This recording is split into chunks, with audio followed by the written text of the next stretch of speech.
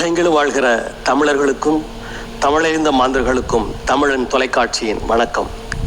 நேர்களே, இன்று நமது அரசியல் அரங்கம் நிகழ்வில் கலந்து கொள்வதற்காக தமிழ்நாடு கிராம ஊராட்சி தூய்மை பணியாளர்கள், தூய்மை காவலர்கள், மேல்நிலை நீர்த்தேக்க தொட்டி இயக்குபவர்கள் சங்கத்தின் மாநில மையத்தைச் சேர்ந்த மாநில தலைவர் திருமிகு கா. கிருஷ்ணன் அவர்கள் நமது அரங்கிற்கு வருகை தந்திருக்கிறார். அவரோடு நாம் பேசுவோம். ஐயா வணக்கம். நலமா இருக்கீங்களா? நல்லா இருக்கு. அதாவது பழங்காலத்தில் மன்னர்கள் ஆட்சியில எல்லாம் மன்னர் அரண்மனைக்கு வரும்போது ராஜாதி ராஜ ராஜ குலோத்துங்க ராஜா மார்த்தாண்டன்னு இதை சொல்லுவாங்க. அந்த மாதிரி ஒரு பெரிய நீளமான ஒரு பேர் வச்சிருக்கீங்களே, என்ன காரணம்?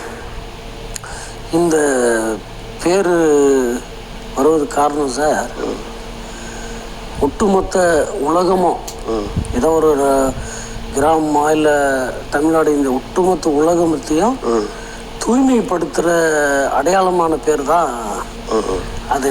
நீங்கள் இருக்கிறவங்களையே ஒரு அமைப்பு இருக்கு, ஒரு துறை இருக்குன்னா அதுலேயே அலுவலர்கள் சங்கம், பணியாளர் சங்கம் இப்படிலாம் இருக்குது. ஆனால் மற்ற சங்கம் மற்ற வேலைகள் செய்கிறவங்களையும் சேர்த்து நீங்கள் வைத்ததற்கான காரணம் என்னன்னு கேட்குறேன்.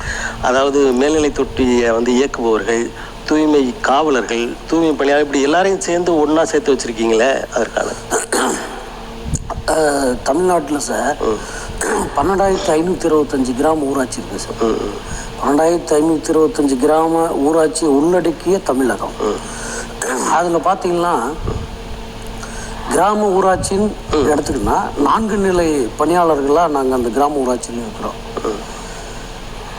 முதல் நிலையில் இருப்பவங்க ஊராட்சி செயலாளர்கள், பஞ்சாயத்து செக்ரட்டரிங்க, அவங்க ஒரு கேட்டகரி சார். ரெண்டாவது மேல்நிலை நீர்த்தேக்க தொட்டி இயக்குபவர்கள், அதாவது குடிநீர் சுகாதாரமான குடிநீர் வழங்கும் கிராம மக்களுக்கு வழங்கும் பணியாளர்கள் சார். மூன்றாவது தூய்மை காவலர்கள். அவர்கள் வேறே தூய்மை காவலர்கள். அவங்களுடைய பணி என்ன? அவங்களுடைய பணி ஒவ்வொரு வீட்டிலையும், ஒவ்வொரு வீடா, தெருக்கள் இல்லை, வீடுகள், வீடு வீடா சென்று அந்த குப்பைகளை அந்த வீட்டிலேருந்து எடுத்து தரம் பிரித்து சுகாதாரப்படுத்துகிற, சுத்தப்படுத்துகிற சிற்றூர்கள். அது இன்னொரு கேட்டகரி தூய்மை பணியாளர். ஆமாம், கிராமங்கள் சிற்றூர்கள்லாம் ஒவ்வொரு வீட்டிலையுமே ஒரு வீட்டுக்கு பக்கத்தில் ஒரு குப்பை தொட்டி மாதிரி குப்பை கூலி கூட வச்சுருப்பாங்க. அதில் அந்த குப்பைகளெல்லாம் போடுவாங்க. ஆண்டுக்கு ஒரு முறை அது மக்கி போனவுடனே வயல் நிலங்கள்லாம் கொண்டு போய் போடுவாங்க. அப்படியான நடைமுறை தான் இருந்தது. இப்போ நீங்கள் இந்த காவலர்கள் மூலமாக அந்த குப்பைகள்லாம் வெளியே கொண்டு போயிடுறீங்களா, இல்லை அதை மக்க வச்சு ஏதாவது உரமாக பயன்படுத்துறீங்களா? இல்லை, அது அரசு, நம்ம தமிழக அரசு வழிகாட்டி இருக்கிறதா.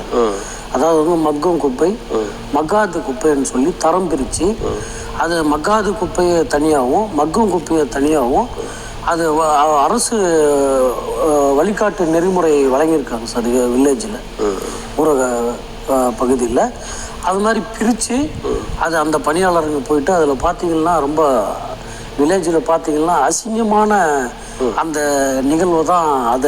அன்றாடம் அவருடைய வாழ்க்கையில் சந்திக்கக்கூடிய அந்த நிகழ்வு சார்.